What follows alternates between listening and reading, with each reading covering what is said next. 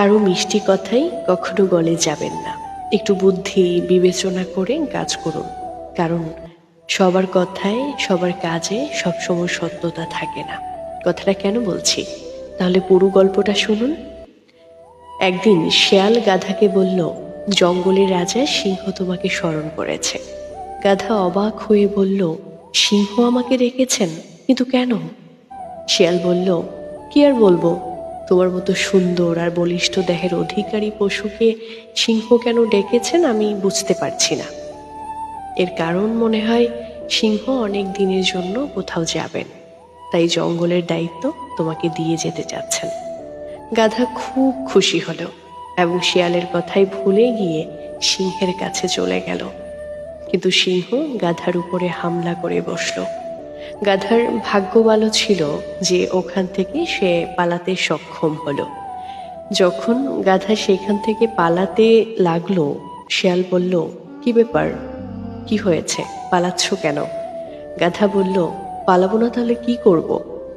তুই যে বলেছিলি সিংহ আমাকে রাজা বানাবার জন্য ডেকেছে, কিন্তু সিংহ তো আমার উপরে আক্রমণ করে দিল।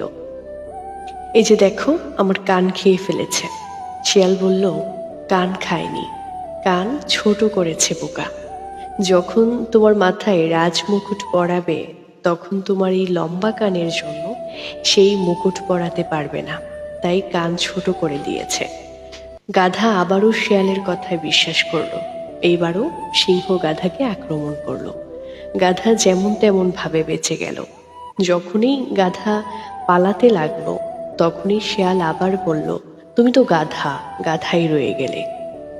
কেন বারবার পালাচ্ছ সেটা বলো তো, কি হয়েছে? গাধা বলল, আরে ধোঁকাবাজ, সিংহ আমার উপরে আবারও আক্রমণ করেছে।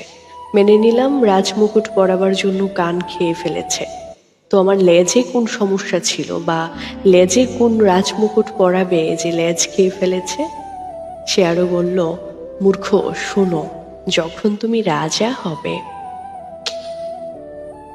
শেয়াল বলল, তুমি যখন রাজসিংহাসনে বসবে, তখন তোমার লেজের জন্য তুমি বসতে পারবে না, তাই তোমার লেজটাকে খেয়ে ফেলেছে।